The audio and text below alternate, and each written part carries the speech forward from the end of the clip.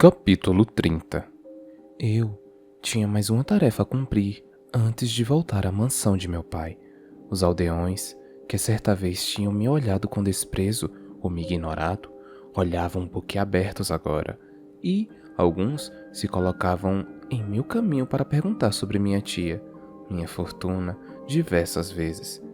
Eu, determinada e educadamente, me recusei a conversar com eles, a dar-lhes qualquer coisa sobre a qual pudessem fofocar, mas, mesmo assim, levei tanto tempo para chegar à parte pobre de nossa aldeia que estava esgotada quando bati a primeira porta surrada.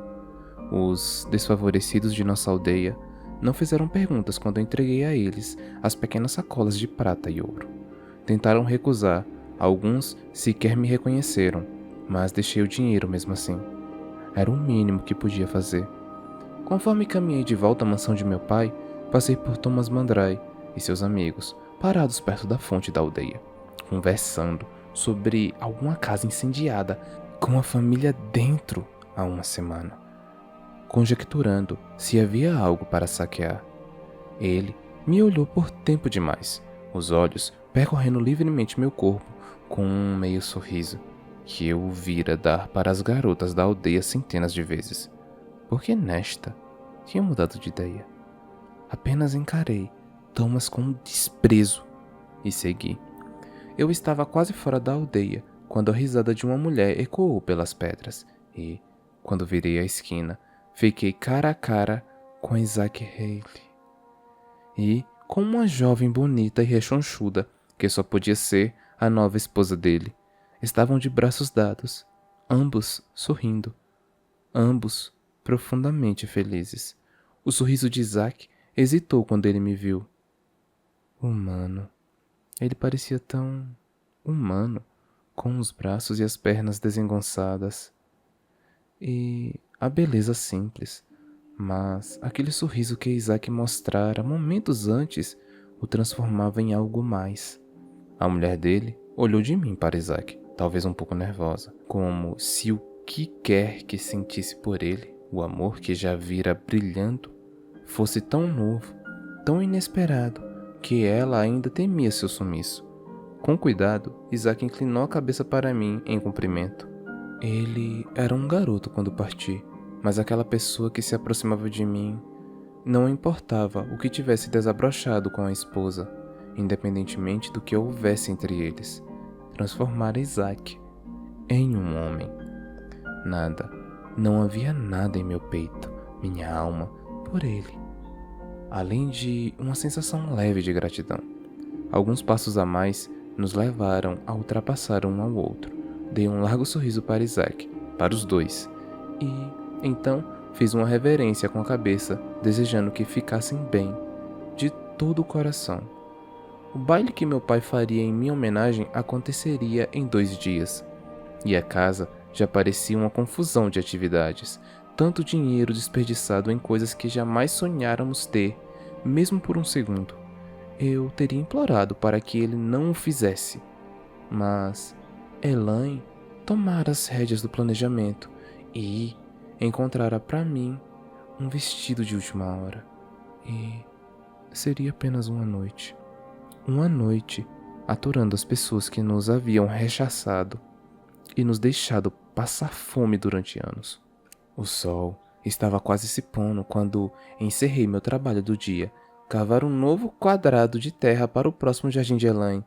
Os jardineiros tinham ficado levemente horrorizados por outra de nós ter passado a realizar a atividade, como se, em breve, fôssemos começar a fazer todo o trabalho deles por conta própria e acabássemos despedindo-os. Eu assegurei a eles que não tinha um dedo verde e só queria algo para ocupar o dia.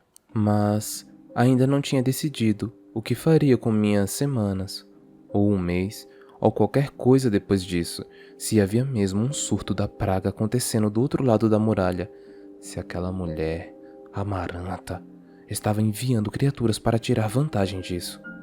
Era difícil não pensar naquela sombra em meu coração. A sombra que seguia cada passo. Eu não sentia vontade de pintar desde que tinha chegado. E aquele lugar dentro de mim de onde vinham todas aquelas cores e os formatos e as luzes, tinha se tornado quieto e silencioso e esmaecido. Em breve, falei comigo mesmo. Em breve, eu compraria tintas e começaria de novo. Enfiei a pá na terra e empurrei com o pé, descansando por um momento. Talvez os jardineiros tivessem apenas se horrorizado com a túnica e a calça que eu vestia. Um deles até saíra correndo a fim de me trazer um daqueles chapéus de abas grandes que a Elaine usava. Eu o coloquei para agradar os jardineiros. Minha pele já se tornara cheia de sardas e bronzeada pelos meses que eu passara perambulando pelas terras da corte primaveril. Olhei para as mãos, segurando o cabo da pá, cheias de calos, cicatrizes e sujeira sob as unhas. Certamente ficariam horrorizados quando me vissem suja de tinta. Mesmo que as lavasse, não teria como esconder, disse Nesta atrás de mim, se aproximando daquela árvore sob a qual gostava de se sentar. Para se encaixar, você precisaria usar luvas e jamais tirá-las. Ela usava um vestido simples, lilás claro, de musselina, com a metade dos cabelos para cima e oscilando as costas, como um lençol marrom dourado. Linda, imperiosa, serena como um grão férico.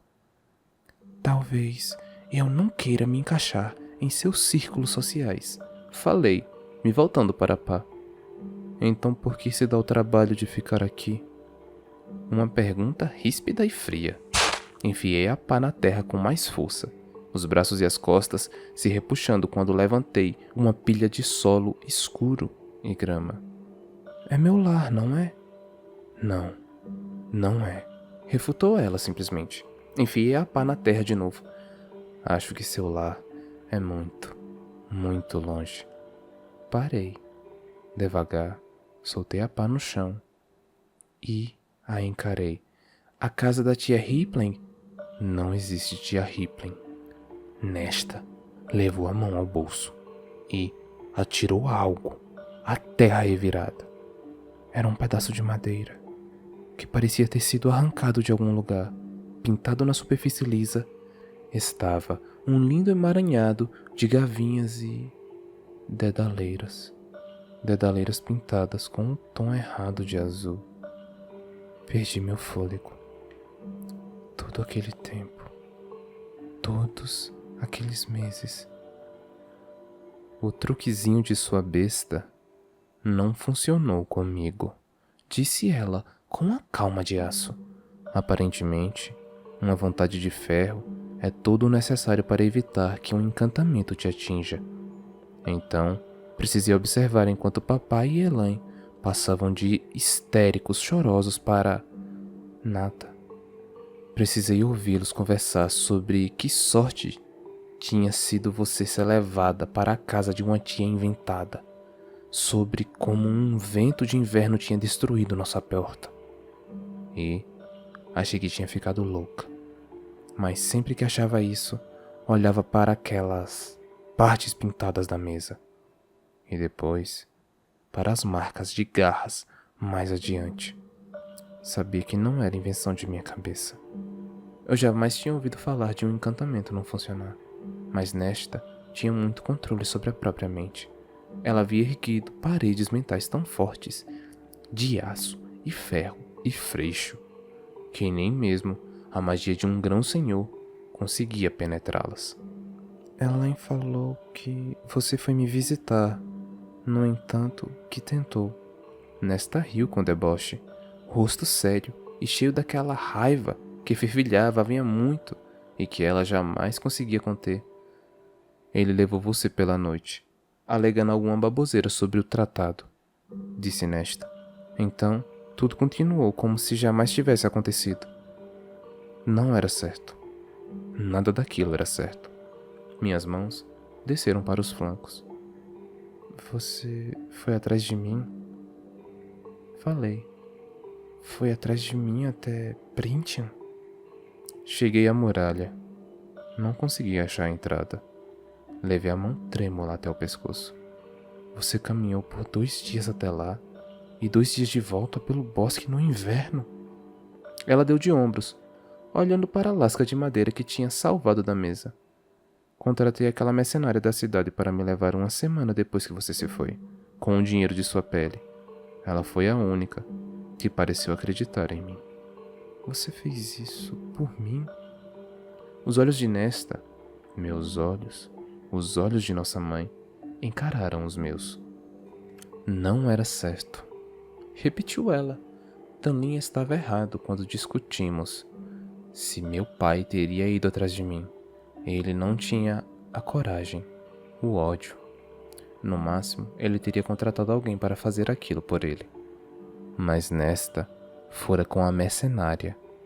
Minha irmã, fria e cheia de ódio, estivera disposta a desbravar Printia para me resgatar. O que aconteceu com Thomas Mandrai? Perguntei as palavras contidas. Percebi que ele não teria me acompanhado para resgatá-la de Printia. E aquilo, para ela, que tinha aquele coração revoltado e irredutível, teria sido a gota d'água. Olhei para minha irmã. Olhei de verdade para ela. Para aquela mulher que não conseguia suportar os mentirosos que agora a cercavam, que jamais tinha passado um dia na floresta, mas entrara no território dos lobos, que tinham encoberto a perda de nossa mãe, depois da nossa ruína, com um ódio frio e amargurada. Porque o ódio fora um bote salva-vidas e a crueldade uma válvula de escape. Mas ela se importava. No fundo, ela se importava. E talvez me amasse com mais intensidade do que eu poderia entender. Mais profunda e lealmente. Thomas nunca mereceu você mesmo. Falei baixinho. Minha irmã não sorriu, mas uma luz brilhou nos olhos azuis acinzentados. Conte tudo o que aconteceu. Falou Nesta, proferindo uma ordem, não um pedido. Então contei. E, quando terminei minha história, Nesta apenas me encarou por um bom momento, antes de me pedir que a ensinasse a pintar.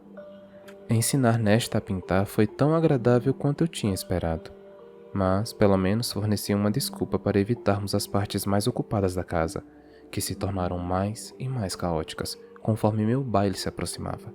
Materiais de pintura eram fáceis de conseguir, mas explicar como eu pintava, convencer Nesta a expressar o que lhe ia na mente, no coração. Ao menos, ela repetia minhas pinceladas com a mão precisa e firme. Quando saímos do quarto silencioso que havíamos ocupado, ambas sujas de tinta e manchadas de carvão, o palacete finalmente terminava os preparativos. Lanternas de vidro colorido ladeavam a longa entrada e, do lado de dentro, guirlandas e festões com todas as flores e cores decoravam cada corrimão, cada superfície, cada arco. Lindo. Elaine tinha selecionado as flores por conta própria e dava instruções sobre onde seriam colocadas. Nesta e eu subimos as escadas, mas, quando chegamos ao fim do lance, meu pai e Elaine surgiram abaixo, de braços dados. O rosto de Nesta se contraiu. Meu pai murmurou os parabéns a Elaine, que sorriu para ele e apoiou a cabeça em seu ombro, e fiquei feliz pelos dois, pelo conforto e pela facilidade do estilo de vida dos dois, pela alegria no rosto tanto de meu pai quanto de minha irmã. Sim, tínhamos alguns ressentimentos, mas ambos pareciam tão relaxados. Nesta caminhou pelo corredor, e eu a segui. Há dias, falou Nesta, quando parou diante da porta do quarto dela em frente ao meu, em que quero perguntar a ele se lembra dos anos em que quase nos deixou morrer de fome. Você também gastava cada moeda que eu conseguia. Lembrei-a. Eu sabia que você conseguiria mais, e, se não conseguisse, então, eu queria ver se ele sequer tentaria conseguir alguma sozinha, em vez de entalhar aqueles pedaços de madeira. Se sairia de verdade e lutaria por nós. Eu não podia tomar conta de nós, não como você fazia. Eu a odiava por isso, mas o odiava ainda mais. Ainda odeio. Ele sabe. Ele sempre soube que eu o odiei, mesmo antes de nos tornarmos pobres. Ele deixou mamãe morrer. Tinha uma frota de navios à disposição para velejar pelo mundo em busca da cura, ou poderia ter contratado homens para irem a Príntia implorar por ajuda. Mas ele permitiu que ela morresse. Ele a amava, ficou de luto por ela. Eu não sabia qual era a verdade, talvez as duas coisas. Ele deixou que ela morresse. Você teria ido ao fim do mundo para salvar seu grão-senhor. Meu peito pareceu vazio de novo, mas simplesmente respondi: sim, eu teria. Então, entrei no quarto para me arrumar.